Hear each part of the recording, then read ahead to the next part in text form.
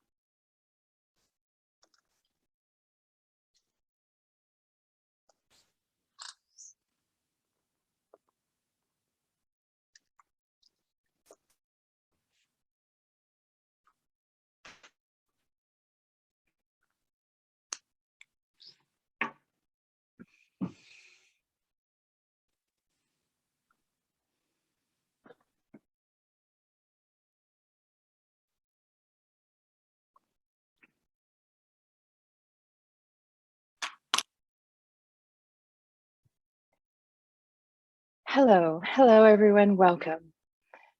My name is Sherry Lee.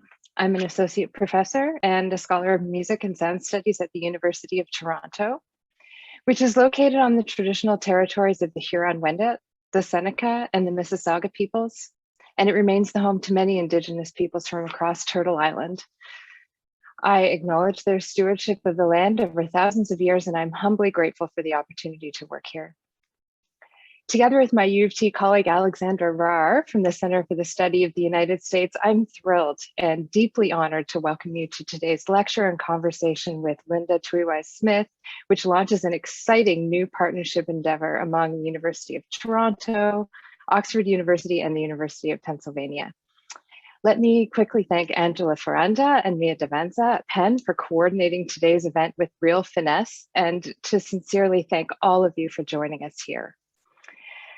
The concept of this research cluster started at the U of T as a program of institutional support for researchers to create themed research partnerships with other international institutions in order to provide opportunities for graduate students and emerging scholars. We very quickly realized what a vital theme the environmental humanities would be for such an initiative, and indeed how crucial the resources of our universities would be to support the international and interdisciplinary scope of collaboration that is necessary to grapple with the challenges of global environmental crisis. Since the first exciting conversations that we had about this idea in winter 2020, we've been hugely engaged in the idea of developing new dialogues, reflecting on the nature of our past and current relationships with our environments, and seeking compelling new perspectives for the possibilities for future interrelation. But then, of course, came a global pandemic, which did a lot more than throw a wrench into the works of our plans for international mobility, something that we had already started to question in terms of the carbon impact of transatlantic travel. More urgently, it threw into relief the intertwinement of questions of environment with our daily movement on local and global scales, our human and non-human relations and crises of public health. And just as acutely, it further exacerbated the devastating inequities that are already existent in our societies. And then just a few months after that, in the wake of revelations of donor interference and a hiring process at the University of Toronto Faculty of Law's International Human Rights Program, the Canadian Association for University Teachers censured the administration of the University of Toronto for failing to address serious concerns regarding academic freedom.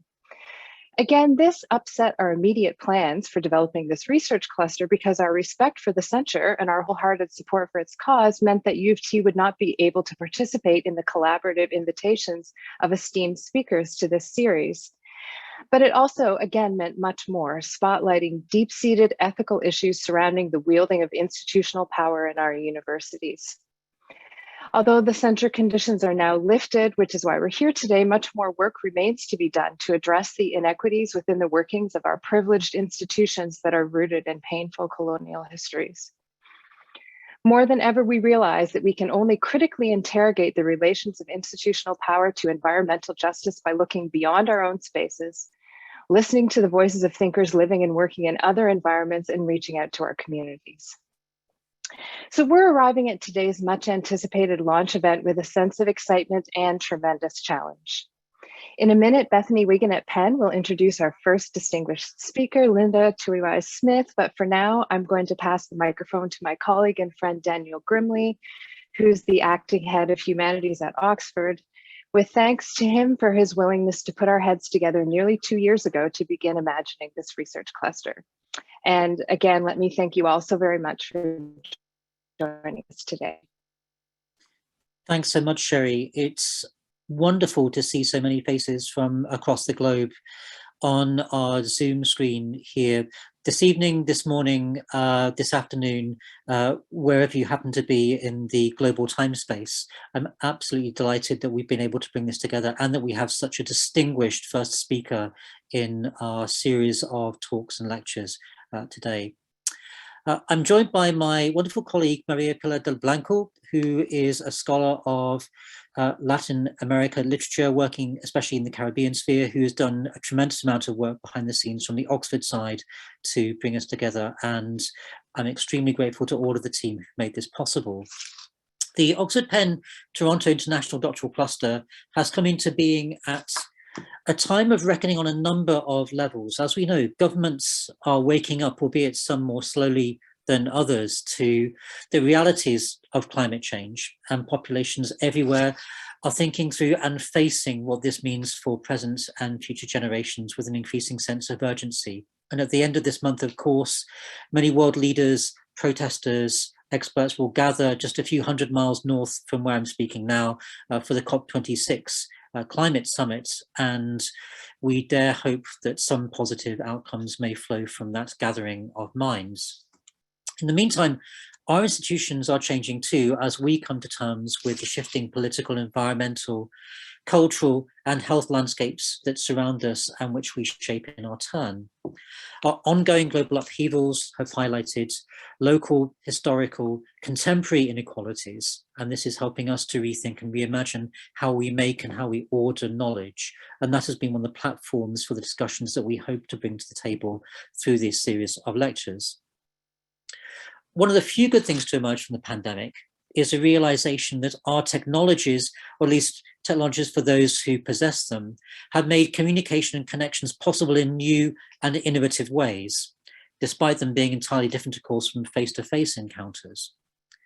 And despite their different ages, each of our institutions, Oxford, Pennsylvania, and Toronto, harbors a difficult set of histories. For Oxford, that long history is both our intellectual heritage and also our ethical burden. So I'm speaking to you from land which has been a site of teaching, learning and research for over 850 years. But that teaching, learning and research has also throughout its history embedded asymmetries of power, of domination and of knowledge. And our institution has been too slow to address those long colonial legacies with which we, as contemporary scholars, must grapple and face. As we develop methodological and pedagogical tools to reckon with those histories, we are all the richer, of course, for having a shared sense of discussion and a shared space through which to have those conversations, through which we can connect and converse with junior scholars, researchers from very different backgrounds and disciplines. So we're beyond thrilled then by the opportunity that this lecture series presents, but also, of course, to have Linda Tuhiwai Smith speak at its opening event. Her groundbreaking work on questions of methodology, of working through our systems of political and cultural knowledge is a vital and essential guide for this moment in which we find ourselves, a moment that is full of upheaval and of possibility. So we would like to thank Linda for agreeing to be here with us and to join our conversation at its very beginning. Kia ora, Linda, and thank you. And I shall hand over now to Bethany Wiggin. Thank you, Dan, and welcome everyone. I am the director of the Penn Program in Environmental Humanities and a scholar of the colonial Atlantic world. I'd like especially to thank Angela and Mia and all of the partners in the Oxford Penn Toronto cluster, especially the 3 graduate students who we will hear from immediately after Dr. Smith's talk today. Let me begin with a land acknowledgement from my seat here in Lenape-Hoking. During the colonial era and early federal period, many Lenape were removed west and north, but some also remain here in Lenape-Hoking, their traditional homelands. I take this moment to acknowledge the Lenni Lenape as the original people of this land, as well as their continuing relationship with this territory. In my acknowledgement of the continued presence of Lenape people in their homeland, I am echoing the words of the Nanticoke Lenni Lenape Nation to, quote, affirm the aspiration of the great Lenape chief Tamanend that there be harmony between the indigenous people of this land and the descendants of the immigrants to this land, in Tamanend's words, quote, as long as the rivers and creeks flow and the sun, moon, and stars shine. It is a great pleasure and a privilege to introduce Dr. Linda Tuhiwai Smith. To you all and to Dr. Smith, I would like to extend the greeting Fa ka whatai ki a koe mo tu uru mai ki a matui I tenei rā. I hope you'll excuse my pronunciation. I did take an online crash course in Maori to prepare, and let me just draw your attention to the failure of Google Translate to provide Maori spoken text for language learners such as myself, and perhaps you. Dr. Smith is a champion for Indigenous languages and Indigenous language education. So perhaps, Dr. Smith, you are already working to address this problem too. Dr. Smith is the author and editor of books of profound importance, and perhaps none more so than Decolonizing Methodologies, Research and Indigenous People. First published in 1999, it appeared in its 3rd edition this year with Zed Books. Here you see the cover of the 2nd edition. 20 years after it first came out, the book remains the essential text in confronting colonialism in the academy and indigenizing research methodologies. It has sparked a major turn in methodological scholarship and perspectives on colonialism and research, and has profoundly influenced generations of students, teachers, scholars, and activists around the planet. In Dr. Smith's introduction to this year's expanded edition, she's written, the exercise of decolonizing methodologies has to do more than critique colonialism. It has to open up possibilities for understanding and knowing the world differently and offering different solutions to problems caused by colonialism and the failure of power structures to address these historic conditions.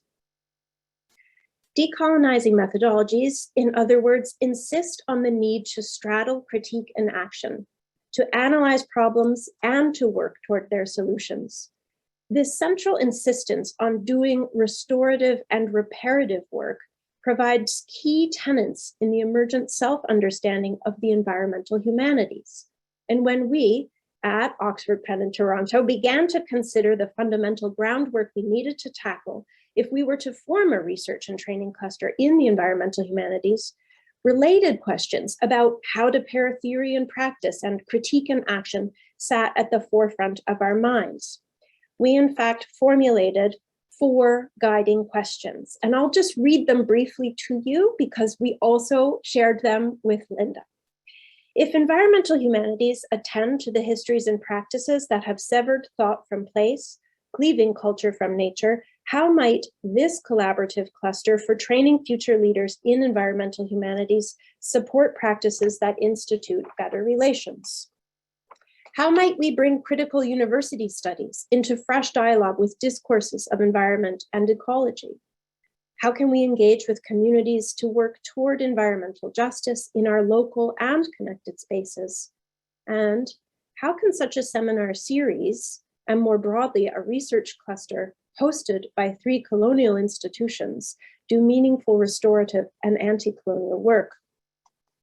In a May 2021 interview that Dr. Smith gave to the Los Angeles Review of Books, she recounts a lecture she gave in London in 2019. I quote her, I was talking to all these English people and I asked, if you dismantle colonialism in the English university, what will be left? What will actually be left of the university? And everyone looked at me surprised, and I said that I'm asking a serious question. If you dismantle colonialism, will you have anything left? Your world is built entirely on it, close quote. Her assessment about the world of English universities might capture realities in other university worlds too, including here in North America. And as Dr. Smith has written in that introduction to the third edition, decolonizing methodologies are about forcing us to confront the Western academic canon in its entirety, in its philosophy, pedagogy, ethics, organizational practices, paradigms, methodologies, and discourses, and importantly, its self-generating arrogance, its origin mythologies, and the stories that it tells to reinforce its hegemony. We at Oxford, Penn, and Toronto can think of no one better suited to inaugurate this public inquiry into these guiding questions. No one better to help us confront the origins and inheritances of the Western Academy as we work from and with lands deeply marked by coloniality to create the possibilities for meaningful, restorative, and anti-colonial work. After Dr. Smith's lectures, 3 graduate students, Natasha Chawla from Oxford, Rami Kanafani from Penn, and Bill Kroger from Toronto will each pose a question. These questions have been co-authored by a larger group of students. And after that, we'll have time for a wider moderated Q&A. Whakafe tai, Dr. Smith, I am delighted to turn the mic over to you.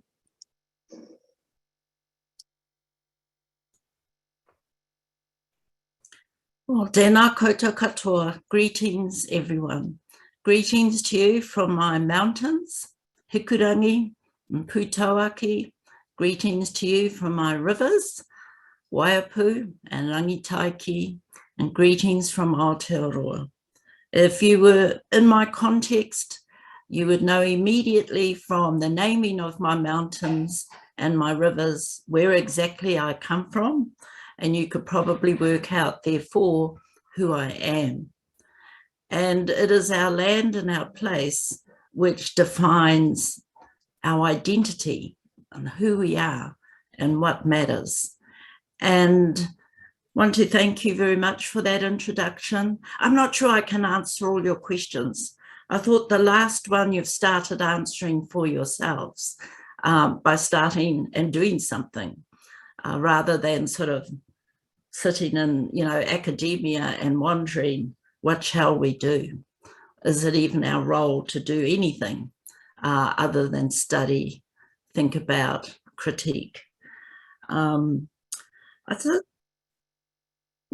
think, well, firstly, everyone who's here, it's always wonderful to see your faces, but also hopefully if I don't see your faces, I can see. I just want to acknowledge wherever you are, whatever lands you're on, I want to acknowledge your lands and you, and hope that you are well. And thank you for joining in this session and in this talk. One of the things I've noticed about COVID-19 when New Zealand went into lockdown last year was the birds started coming out and singing. And every morning I was woken with the sound of birds. And we started to talk about that in our neighbourhood. Did you hear the birds sing? And I mean, they just started to sing all day long. It was wonderful. The moment we came out of lockdown and cars started being on the road, the birds went quiet. And I do a lot of driving. I live in one place in Wanganui, and I drive 4.5 hours to another place where I work.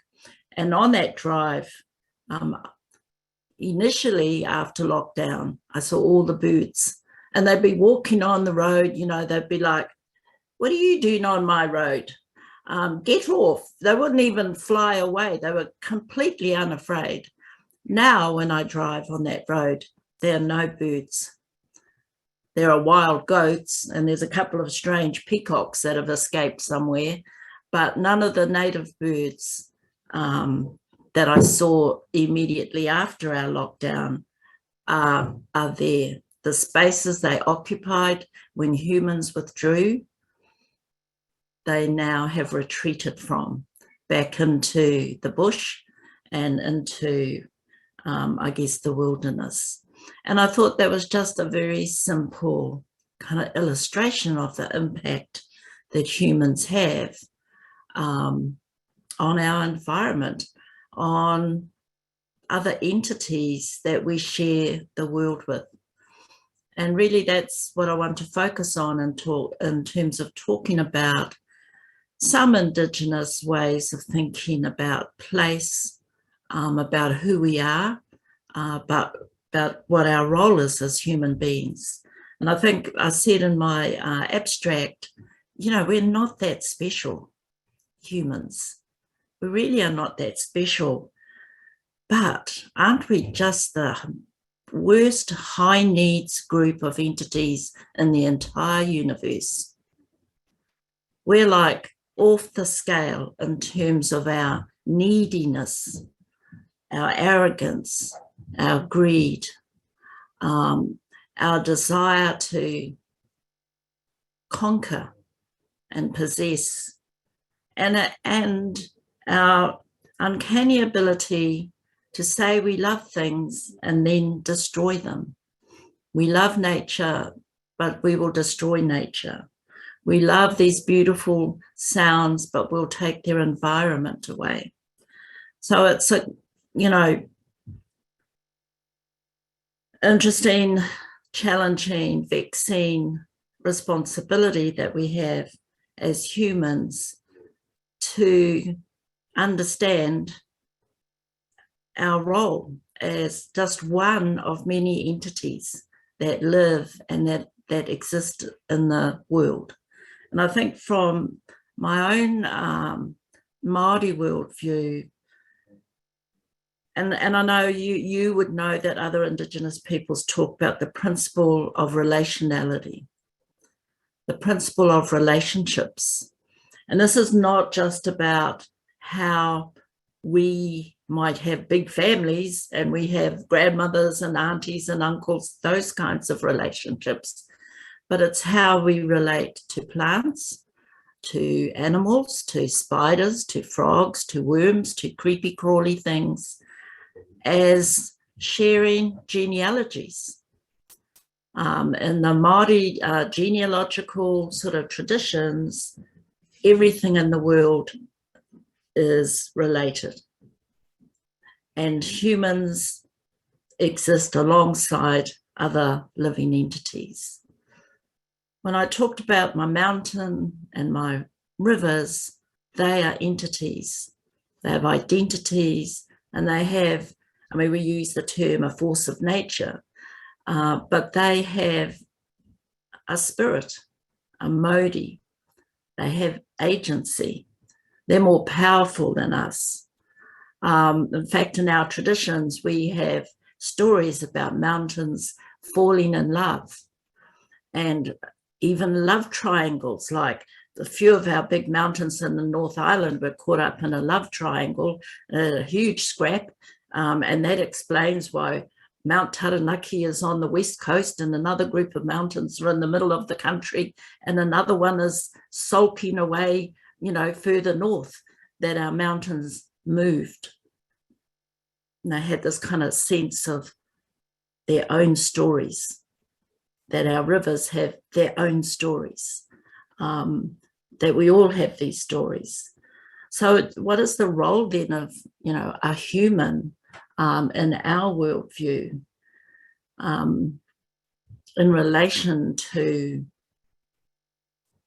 everything else?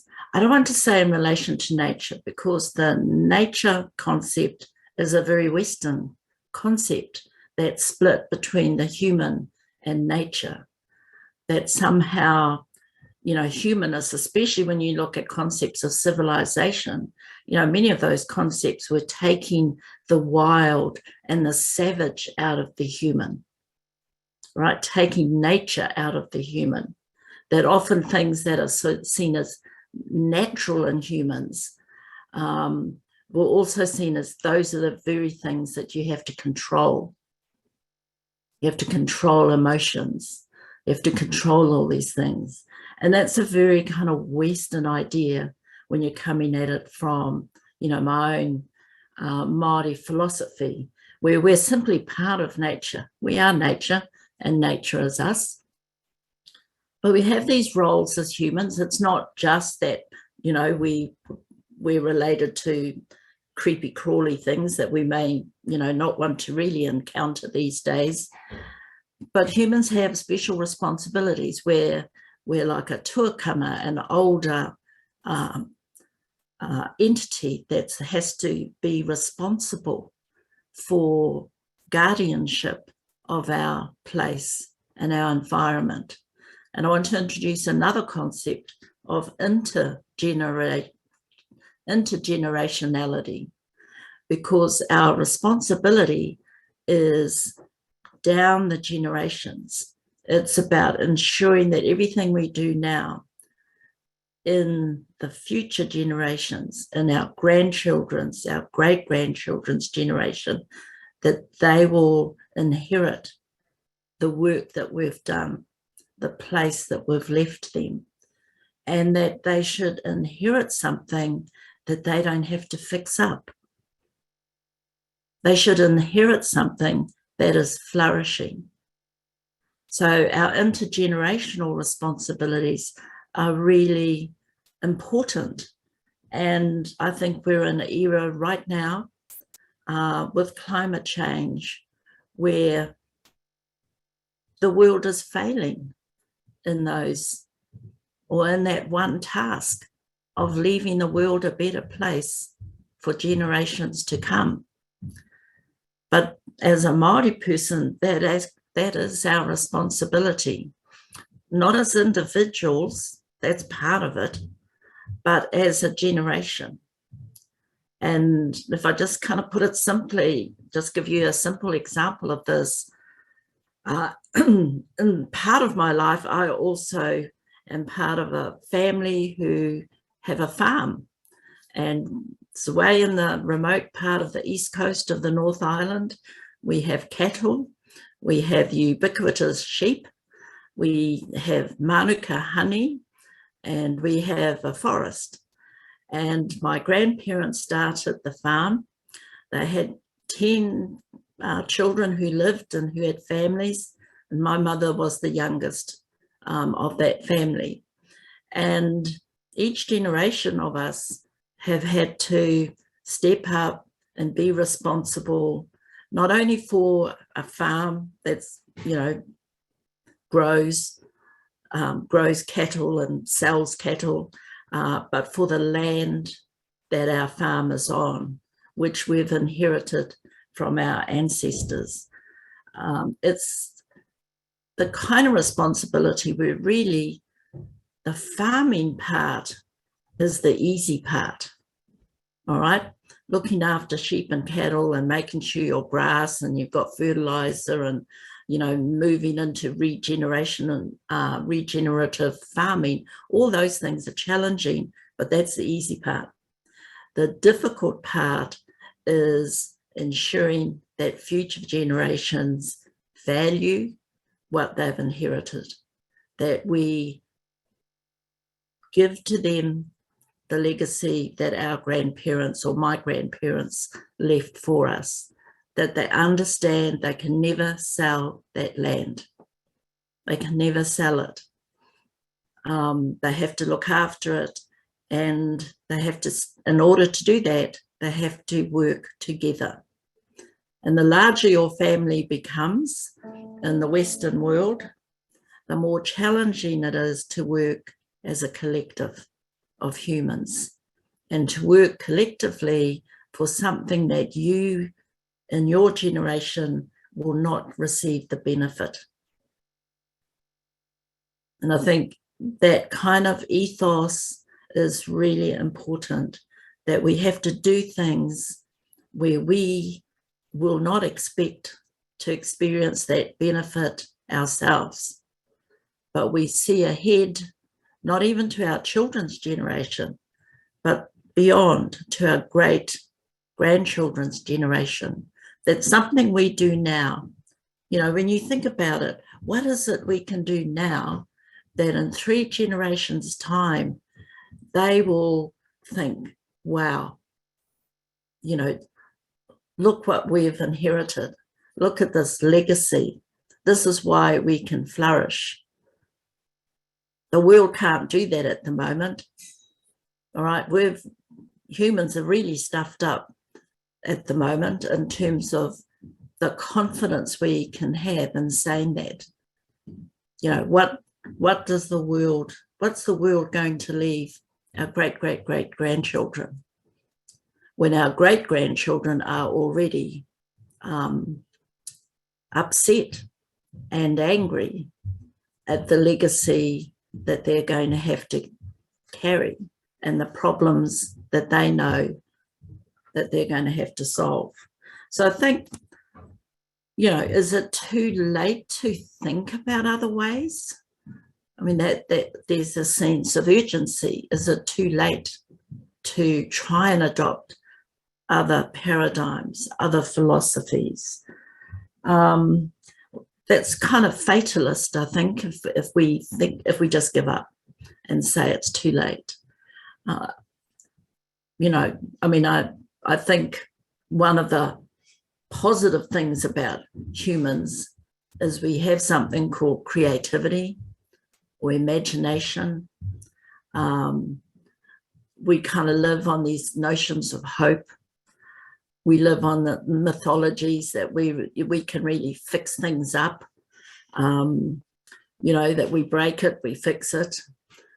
That may not be true, of course, but we have these amazing beliefs in the human creative spirit to actually solve many of the messes that we ourselves have created.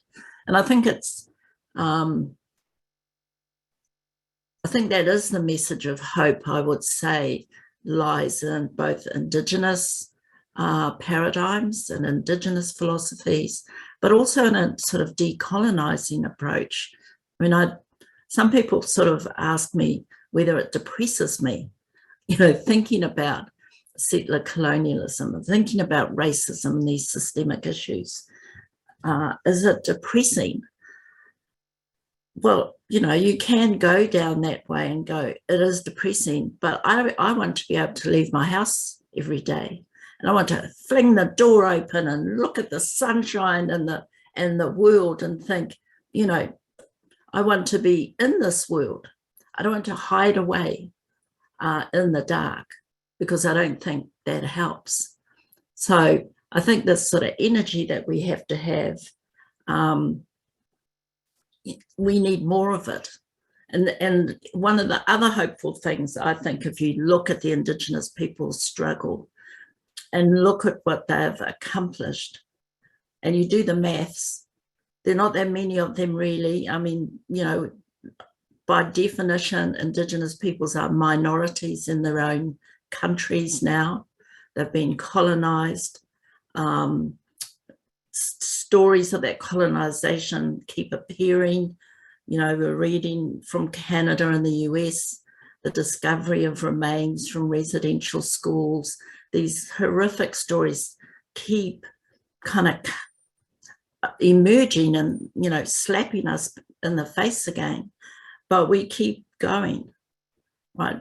That sort of ethic of responsibility to be, to exist, to continue our culture is very powerful.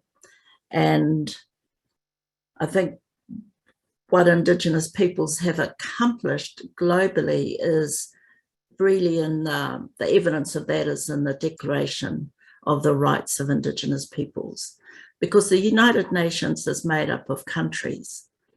the countries in which those Indigenous peoples were actually colonised.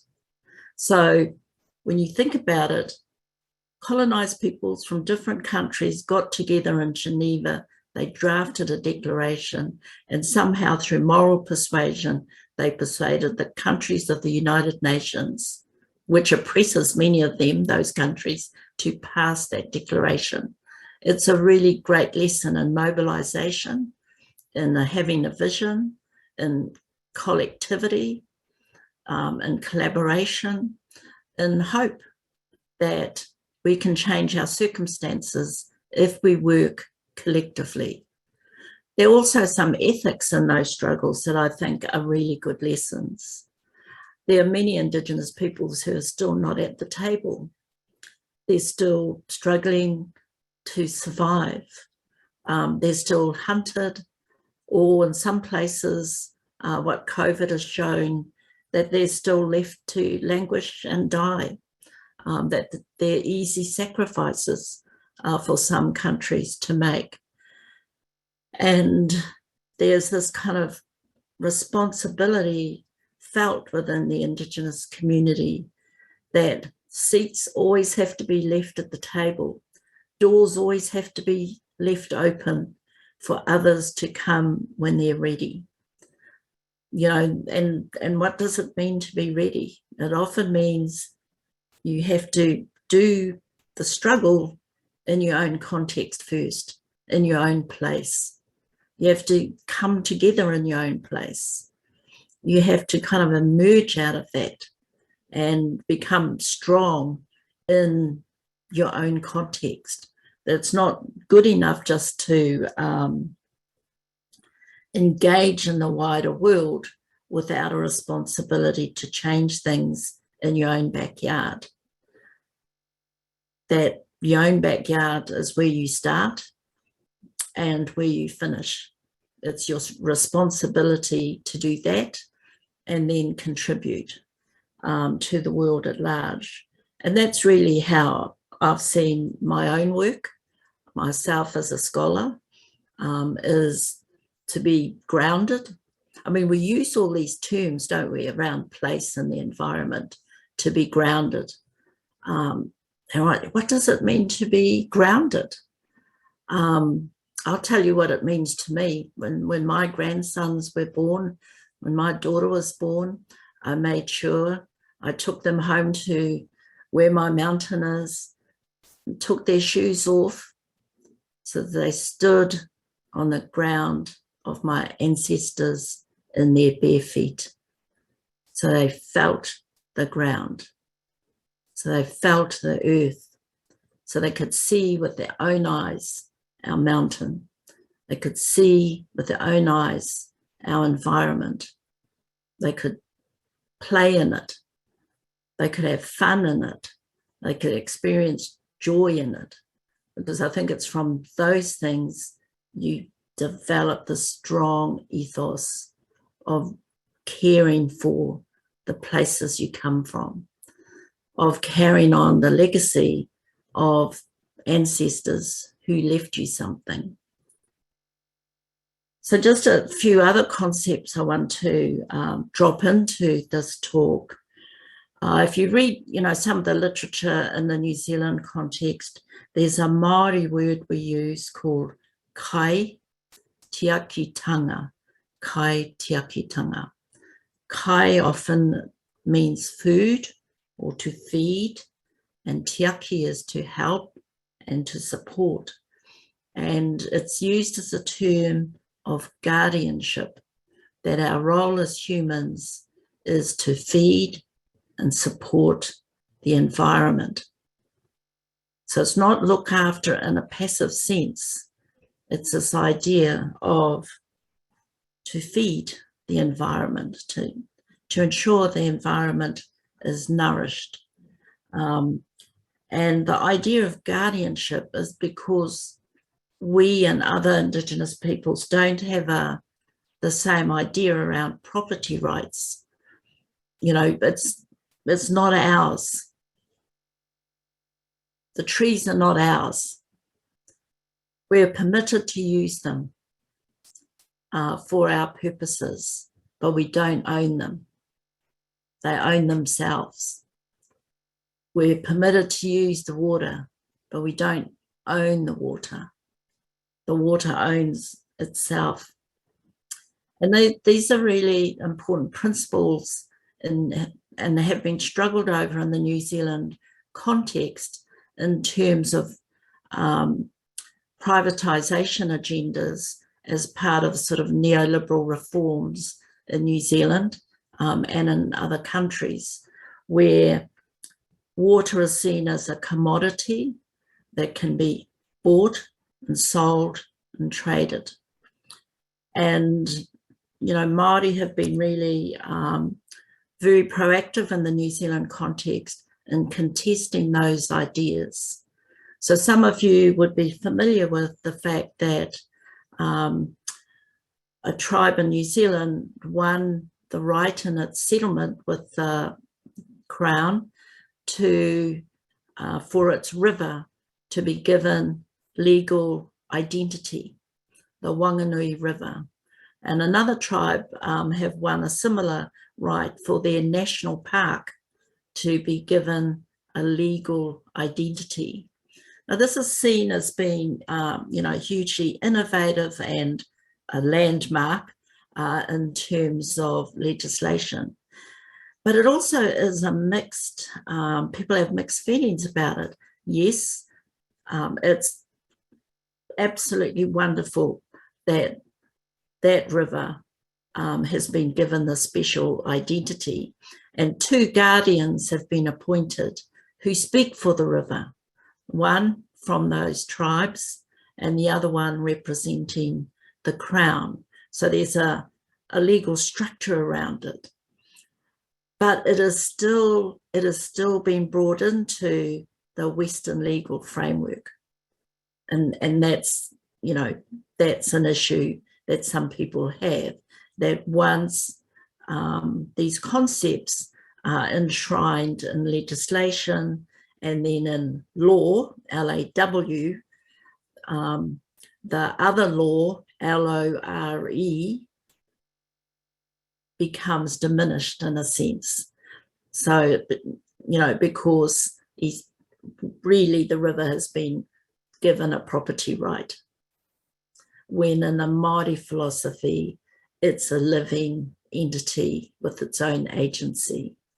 And of course, every tribe wanted its river to have that status, because every tribe sees their waterways in that way. And it's the same as mountains. I was part of our negotiating team for one of my tribes, and many of our mountains were,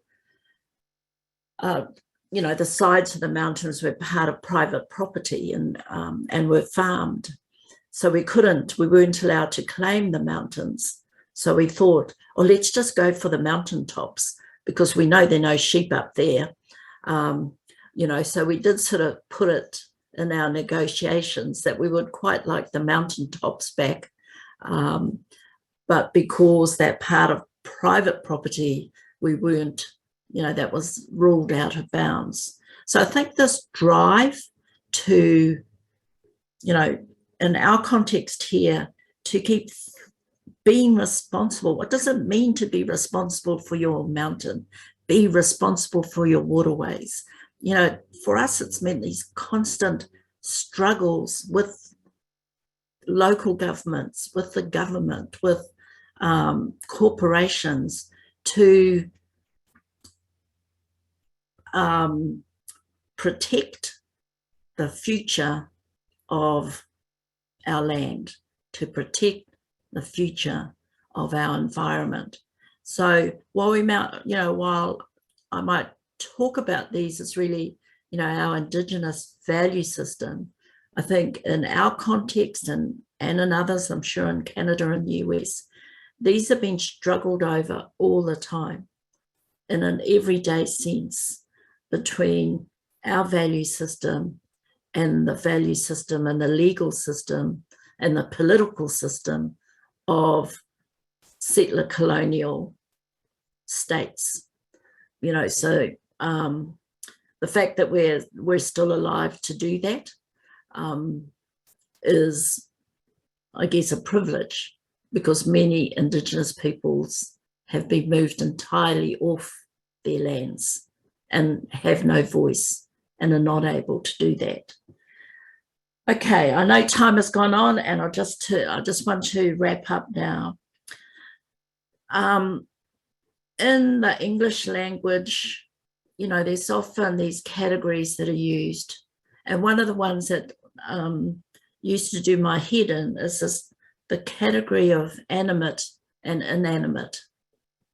What does it mean to be animate or animated or inanimated?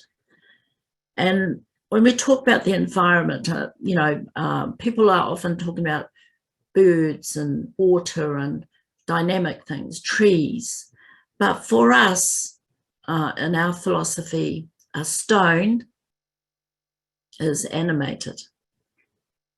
A stone, if you took a stone out of a riverbed, you're actually taking something that's alive, that has a spirit, away from its place. And, you know, one of the roles of karakia or ceremony or incantation or prayer is really about asking for permission to take things, move them, replace them, sometimes eat them or destroy them. You know, all those things that humans need to do to survive. There are all these ceremonies. But we don't have these categories of things that are inanimate, which means humans can do even worse things to things that are inanimate, as opposed to things that are animate. In ethics policies, there are categories around vertebrates, for example. If you're doing science experiments with animals, those are governed by ethics policies, and often the cutoff is whether the animal is a vertebrate or an invertebrate. Whereas for us, whether it's an invertebrate or a vertebrate makes no difference. If it is a creature of the sea, of the land, of the water, then we have to think about it ethically in terms of asking for permission. So I guess what I want to emphasize is that it comes back to this kind of notion of, you know, idea about knowledge and colonialism, is it's deeply ingrained in the very categories by which people understand the world. So it's not enough to like imagine changes, oh, well, we'll just change legislation or we'll just do the status quo change. That won't do anything unless we can penetrate these deep systems and find ways to change them. Those are the more difficult tasks that we have. But I'm one who believes if you can articulate it like that, if you can see it like that, you start to vision that change and start to act in ways that, you know, create little opportunities, little experiments. For example, changing categories in libraries, that's usually a good start. All of those things can be changed. They were created by humans. They're all sort of social creations, and therefore they can be changed by humans. And I think, you know, if you want to act deeply, it's to get into those systems. So I want to stop there and give you time for questions. Thank you very much for listening.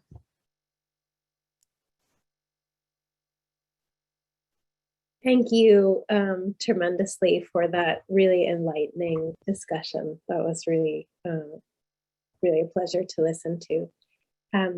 As advertised, we have 3 questions that will be posed by the students who co-authored them. I will suggest that we go in the order of alphabet, Oxford, Penn, Toronto. And if you would just unmute yourself, briefly introduce yourself and ask the question, that would be fantastic. Hi, I'm Natasha from Oxford. That was a really beautiful talk. Thank you so much. It was such a breath of fresh air to hear you. Our question is, it feels like the UK is lagging behind in terms of learning from different forms of Indigenous knowledge and centering Indigenous scholarship, particularly among those of us working in the humanities. Many of us are attending this event from the University of Oxford, which is steeped in colonial ideas and values that have silenced various Indigenous voices and contributed to current ecological and environmental crises. It also continues to be mired in public debates about whether we should even begin to engage with our colonial past. What advice would you have for those looking to decolonize their research and pedagogy in this context, particularly given the new directions and imperatives that stem from the climate crisis? And do you have any thoughts about how your book, Decolonising Methodologies, might be read and received in this kind of context 22 years after it was published? Oh, I mean, I'm a practical person. So just finished telling you all, I also come from a farming background in one part of my family. So I think it's always important, and it's how I would advise my students, try and do one little thing really well. Don't use your, one shot at completing your degree or completing your thesis to think that you're going to go out and decolonize your university's ethics committee, supervisionary processes, the research methods that you've been taught all in one go. It's probably strategically not the best way to do it, but find a few things that you can slip in there in terms of your methodology, ways of thinking, but use that to learn. And I started thinking about it as a master's student when I went to do interviews, and it just hit me, instantly, what am I trying to do in this interview? Why am I doing it like this? Who am I to be doing it? Why did my best friends, I write about it in the book, why did they suddenly dress up? And I use this example, their children, who we used to send our daughters to stay with them, they would come and stay.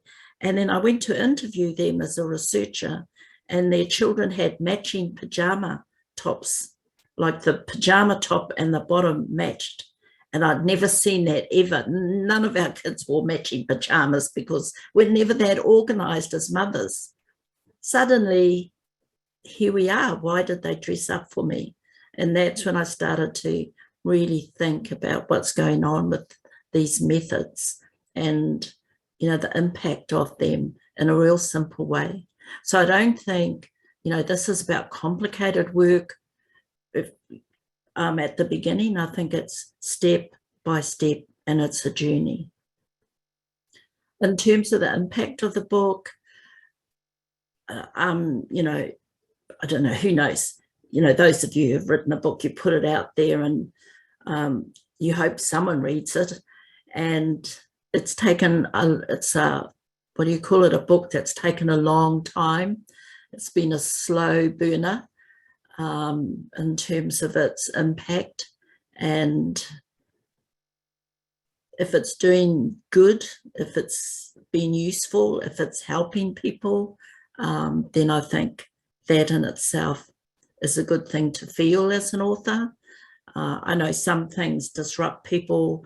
People ask me whether I was very angry when I wrote it, but I don't feel angry. I mean, I just think there's these ideas that you've got to be an angry Indigenous person to write about Indigenous things.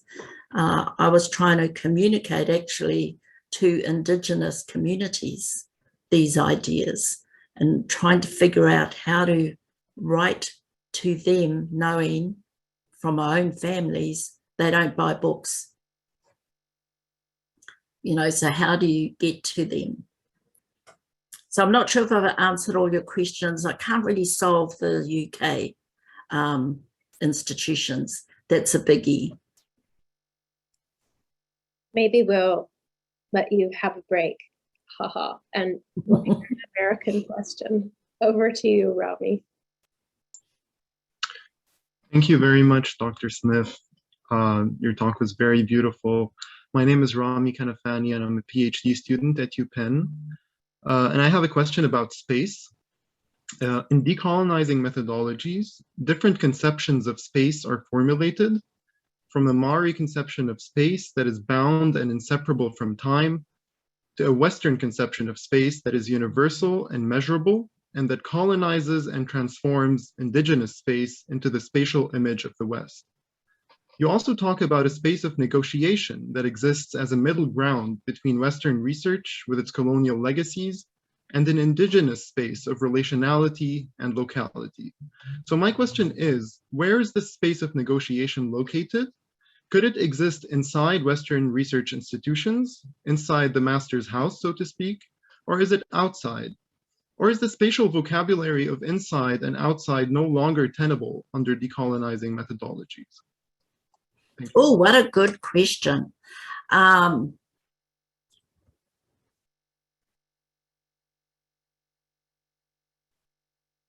mean, I think inside and outside are, once again, these sharp binaries where, to me, what I might call the inside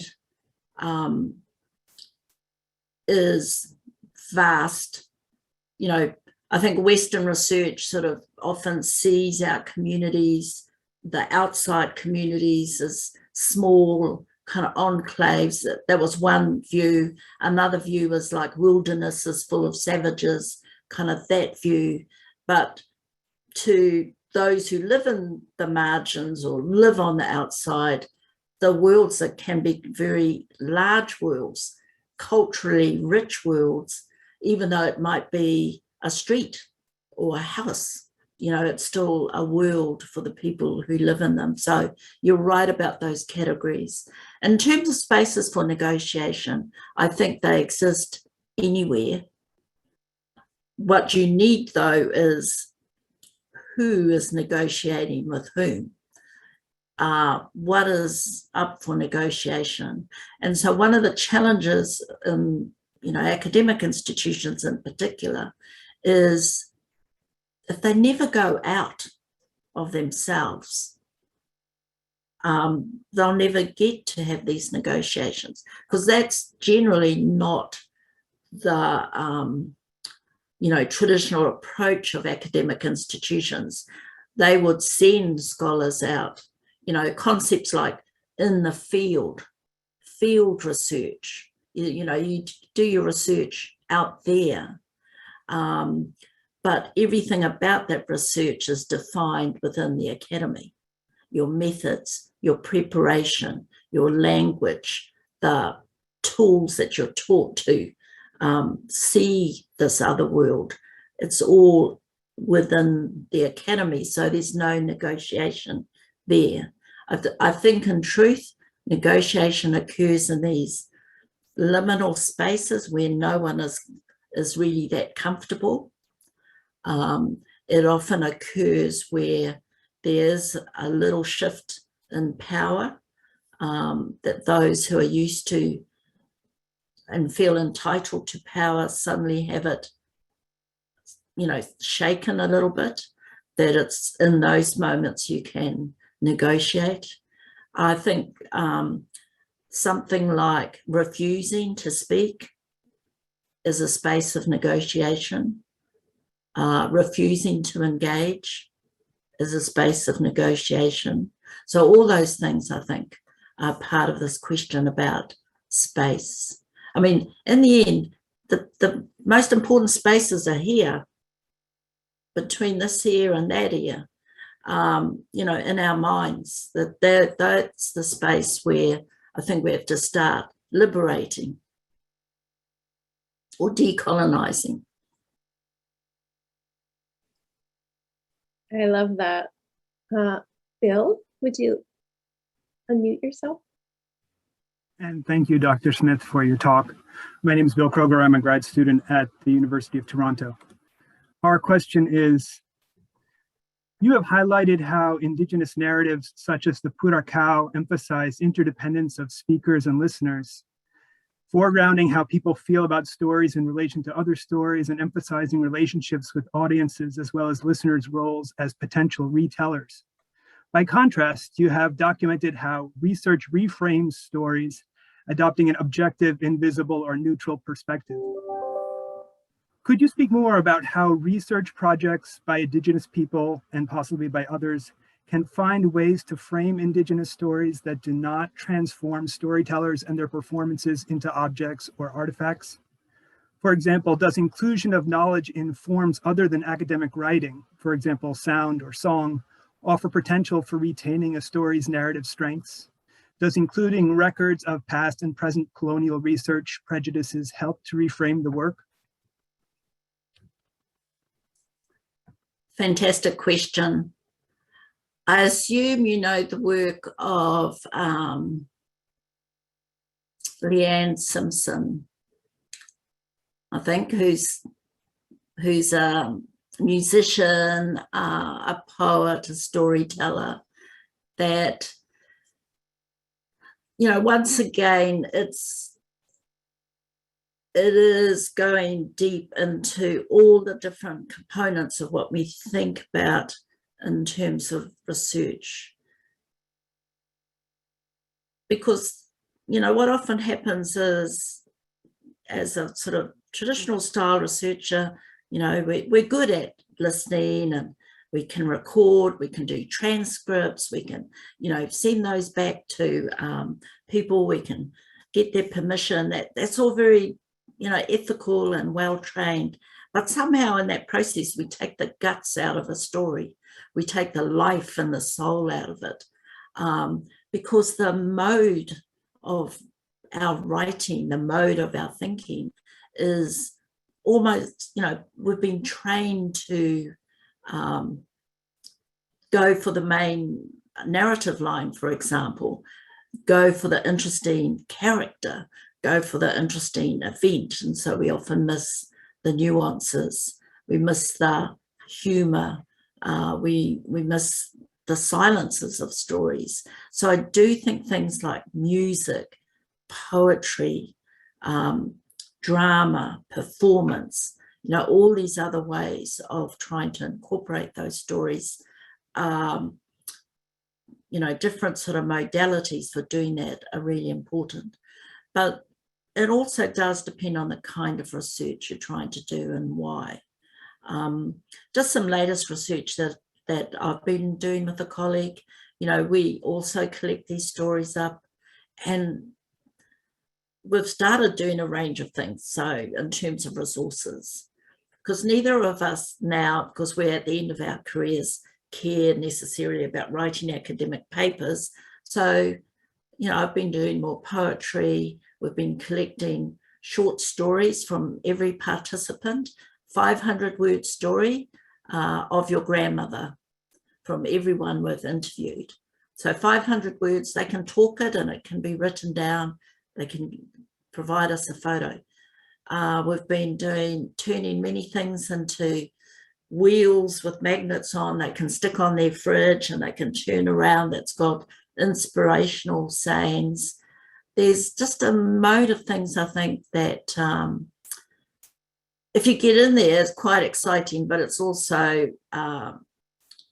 requires quite a lot of resources in the sense, and a lot of creativity. But yeah, thank you for your question. I just think stories are powerful. But remember, numbers are stories. You know, quantitative research tells a story. Mathematics tells stories. And it's also understanding all the different stories and the purposes of those stories being told. It's not just this narrative style of storytelling.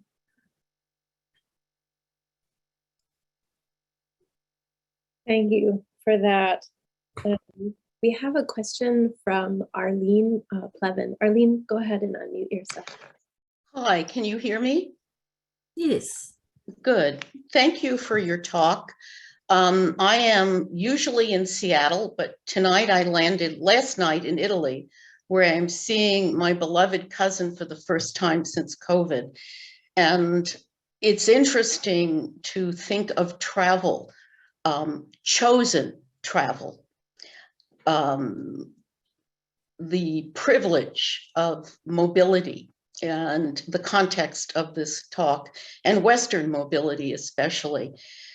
What struck me when I was listening to your example, your loving example of taking your grandchildren and your children and enabling them to plant where they were born, where their family was, is the diasporas around the world and the refugees from climate change, from violence, from failed nation states.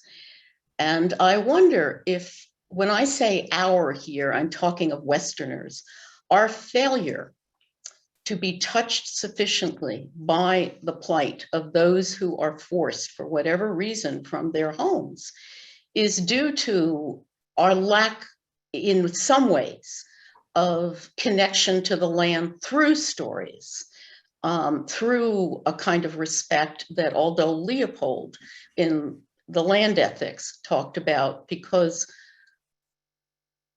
they don't have the joy and privilege that you shared your grandchildren and children do. And we have erased them and erased their possibility of feeling sometimes at home in the world by not having a home.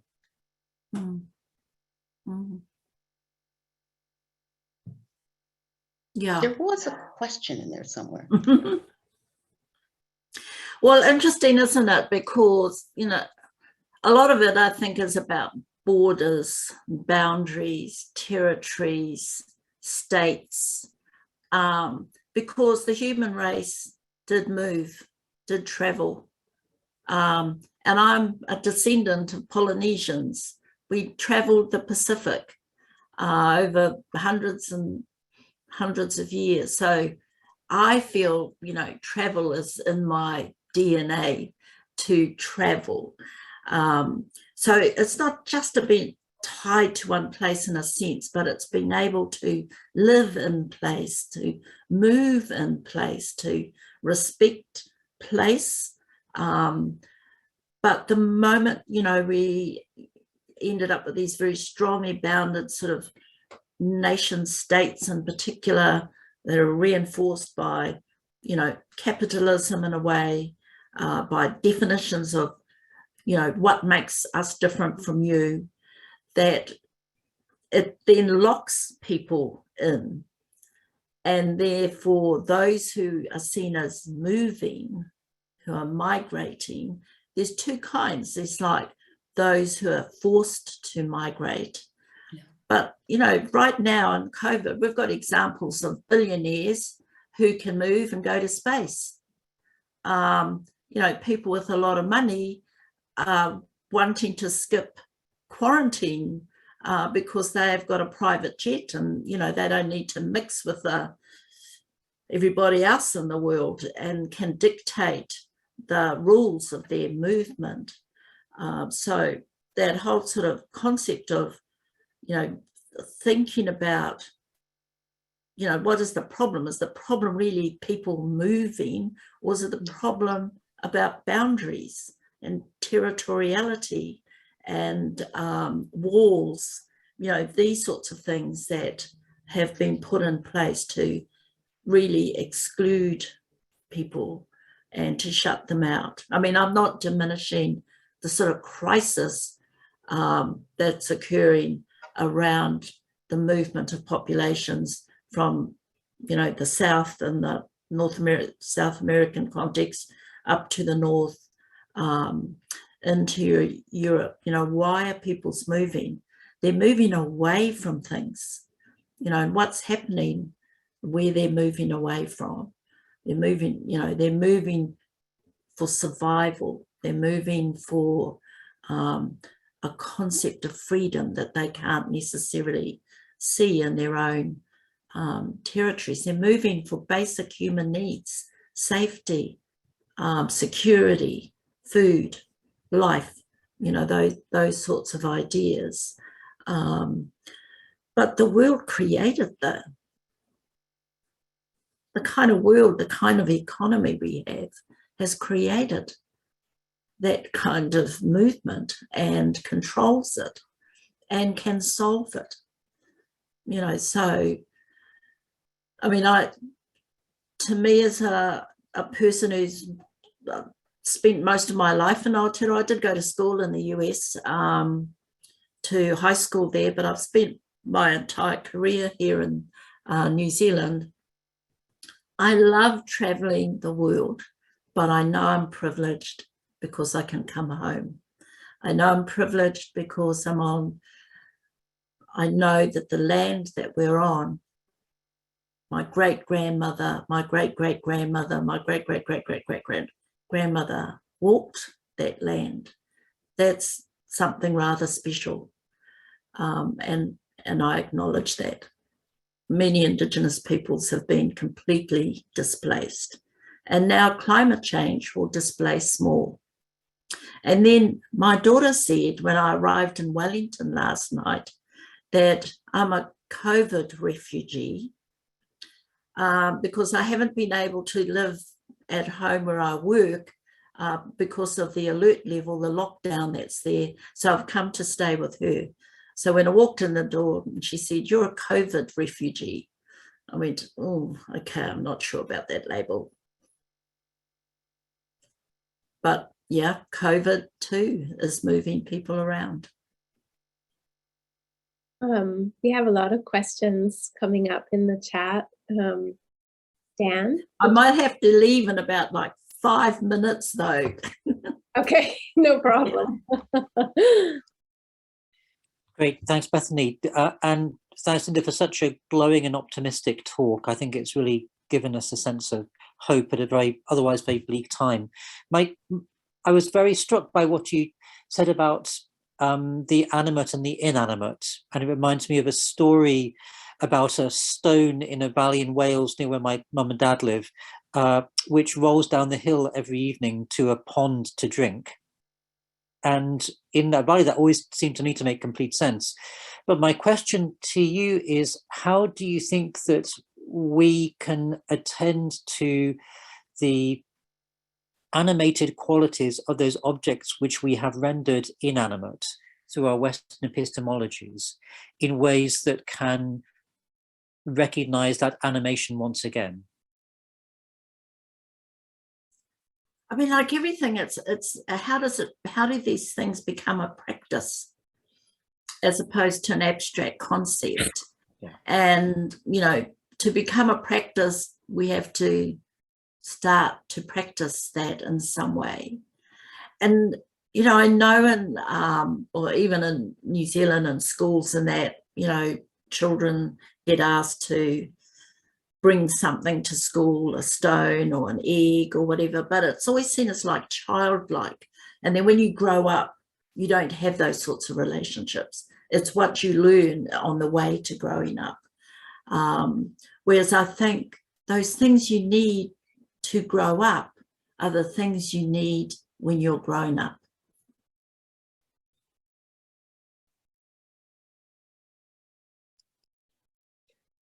Wonderfully put. Maybe you can entertain one more question. Yeah. I'm going to give it over to Sherry, please. Thank you, Bethany. Linda, thank you so much. So many moments in your talk were very moving. And I so appreciated you opening with references to birdsong, but I'm also really grateful for the discourse that you had with Arlene about mobility and travel. As I mentioned in my little intro to the session, that was sort of supposed to be the concept of the core of this research cluster that we're trying to start here, was international mobility. And quite early on, we thought, as environmental humanists, how many flights should we take? Would that be responsible? And I feel like I would like to ask you, just to be able to say briefly before you go, a bit more from your own experience or your thoughts about these thorny ethics that we feel we need to negotiate in our dependence on our institutions to do the kind of work that we're doing here. I was so grateful to you for saying that you felt we had started to address some of our questions by doing something. We know that in order to continue doing these things that we have started to do today, it's going to cost some money, and we're going to have to do some things. And so we find ourselves simultaneously in this position of feeling our responsibility to critique the imbalance of power in our institutions and rely on their resources at the same time. And so I'm interested in hearing from someone who has so much wisdom to offer about relation and about negotiation. Your point about refusal is very well taken. What advice do you have to us about the ethics of that negotiation of our relationship to institutionality? Well, we're all caught in these, wanting to do things, but in order to do some of them, we're kind of breaching the principles that we might have established, that where we want to work to. And we can beat ourselves up about not being pure. But the reality is it's not about purity in terms of trying to achieve these big goals, which I always think about them as, what is strategically important?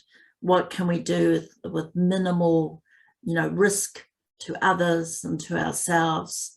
How do we practice do no harm? How do we balance these things out between these big goals and the challenges in order to achieve them? And I'll just give you a real life example, in terms of language revitalization. When we first started to do our language nests with our early childhood language nest system that we've developed in Aotearoa, as a mother and other mothers, we would have to go to these community meetings and would have to argue for like a $5,000 grant, and we would be contesting it with the social workers who were looking after, homeless children, people who are sniffing glue, and here we were ourselves. We were all from the same community, arguing amongst ourselves who deserved $5,000. It was the most demeaning, horrible experience. And what we were up against is those of us who had a vision for language revitalization, which was about that next generation, and those who are dealing with the present generation. And, so what do? We split it $2,500 each, which means, the first time we did it, none of us could really do anything. And then we went into taking turns. Well, you do it, this next quarter, and we'll come and help you, and then you come and help us do this. But we're often forced into making these decisions which got nothing to do with ethics. They've got to do with oppression, colonialism, and how do you break out of it? And I think that getting that balance of dealing with the present and investing in the future is one of the hardest balances to achieve. But if you don't invest in the future, the present is going to be here tomorrow and it's going to be here next week. Please join me in thanking Dr. Smith, and please also thank yourself for joining us. It was really a wonderful morning, evening, afternoon in my case. And I hope you will join us for the next event in this series. We'll be hearing from Dr. Kim Ruffin on December 1st, same time, same place, as it were. And I'll drop event details, or maybe Angela can drop event details into the chat. Thank you again, Dr. Smith. It was truly a pleasure. Thanks to our many questioners, and be well. Many thanks. Thank you. Enjoy your evenings, and I'm going to enjoy my day.